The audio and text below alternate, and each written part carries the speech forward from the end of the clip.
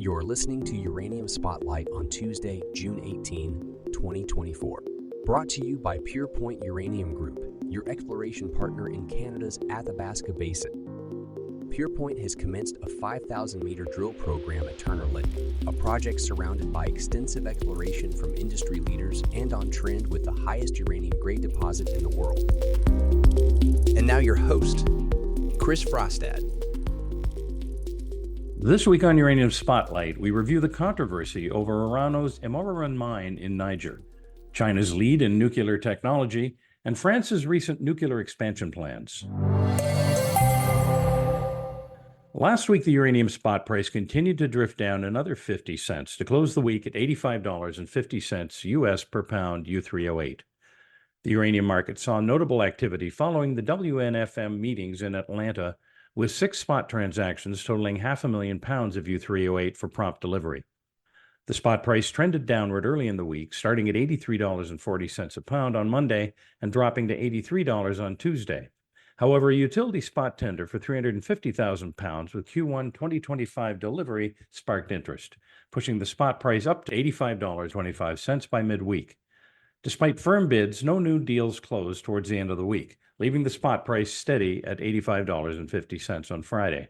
Term market activities included a non-U.S. utility seeking significant quantities for delivery periods spanning 2025 to 2036, with decisions expected later this month. Russian state-owned nuclear giant Rosatom has expressed interest in acquiring the Uranium mine in Niger, currently owned by French company Orano. Reports initially suggested talks were underway for Rosatom to take over the mine, but subsequent updates indicated that neither party was pursuing ownership discussions. Now there's word that Niger's government, which has aligned interests with Russia and holds an anti-nuclear stance, disapproves of Orano's recent mine development plans. It's expected that Orano's operating permit could face revocation by June 19th. The uranium mine is situated on one of the world's largest uranium deposits, boasting over 400 million pounds of uranium.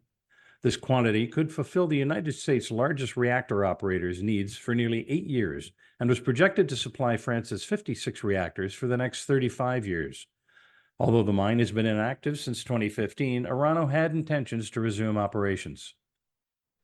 Orano holds a major stake in uranium, with Niger's Sopamin SA owning the remaining 35.33%.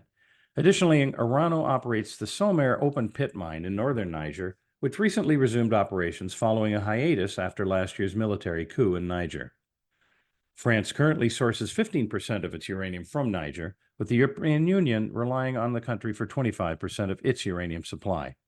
Geopolitically, Russia has explored influencing Niger's government to potentially disrupt France's access to this crucial uranium source, as outlined in a Russian government document circulated among top officials last September.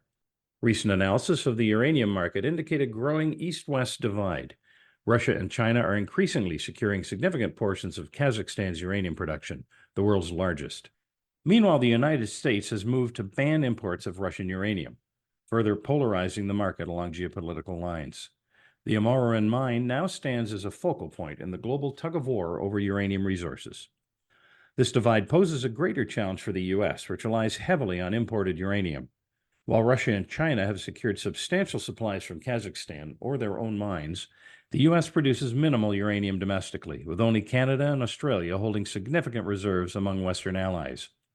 To remain competitive in the uranium market, Western nations will need to ramp up domestic production. The United States is facing significant challenges in advancing reactor technology, according to a recent report. China has surged ahead, now 15 years ahead in developing advanced reactors. China is constructing multiple reactors simultaneously, each expected to be completed in just 7 years. Currently, China leads globally with 27 reactors under construction. In contrast, while the U.S. boasts the largest number of reactors overall, its fleet is aging, with no new constructions to replace older models amid rising energy demands. Recent completion of 2 third-generation reactors at Georgia's Vogtle plant was marred by significant cost overruns and delays. China's success can be attributed to continuous construction experience, state-backed technology initiatives, and substantial financing, giving its reactor industry a competitive edge over the U.S.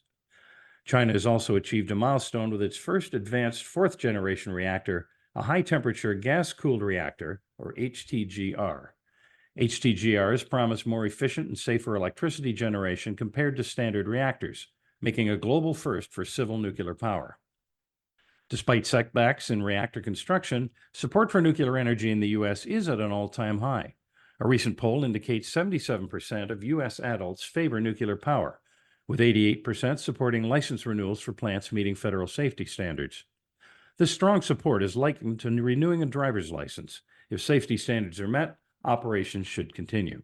With bipartisan political backing and overwhelming public support for expanding nuclear power, one might expect the U.S. to lead globally in nuclear energy. However, it currently lags behind its international competitors on the world stage. France is ramping up its nuclear ambitions, with President Emmanuel Macron announcing plans to add 8 new reactors by 2050. This would bring the total planned reactors to 14, with 6 already in advanced planning stages.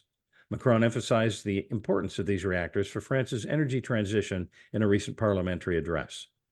Initially, the government had proposed 6 new reactors, with an option for 8 more. However, Macron now confirms all 8 additional reactors will be pursued. Finance Minister Bruno Le Maire, while supportive, cautioned that the state-owned EDF must demonstrate capability in delivering the 6 initial reactors on time and within budget. Cost projections for these projects has risen substantially. Originally estimated at 51.7 billion euros, current estimates suggest costs could reach as high as 67.4 billion euros. These developments highlight both the ambition and the financial challenges of France's nuclear expansion plans. Global Atomic Corporation provided an update on its Dasa uranium project in Niger.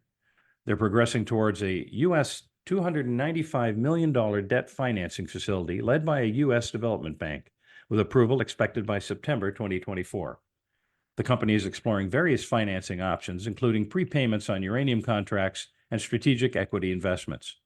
During a recent visit to Niger, company executives met with government officials, including the mines minister, to streamline project logistics and support.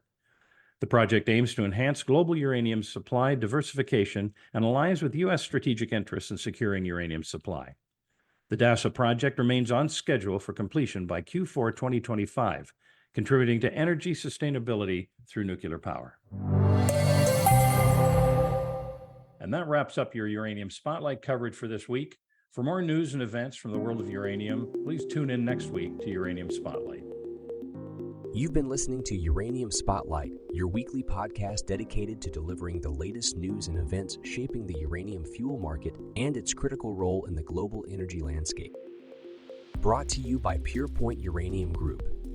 PurePoint actively operates a portfolio of advanced uranium projects in the world's richest uranium district and has established partnerships with some of the largest uranium suppliers worldwide. While our passion for this subject is undeniable, it's essential to clarify that the information presented here is not investment advice. Instead, our goal is to offer an unbiased and comprehensive review of recent events that could impact uranium prices. Join us again next Tuesday for Uranium Spotlight.